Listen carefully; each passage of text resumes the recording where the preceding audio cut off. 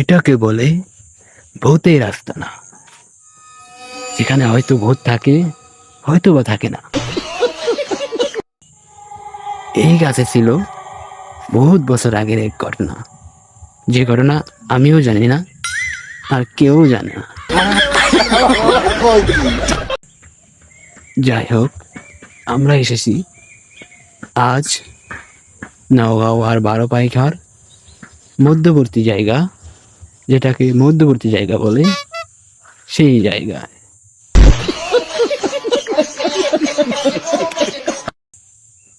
এটা হলো সেই ভুতুড়ে জায়গা, যেখানে কোনো ভূত থাকে না, কিন্তু সবার মুখে শোনা যায় যেখানে ভূত থাকে, কিন্তু কেউ দেখেনি এখনো। যাই হোক, ধন্যবাদ।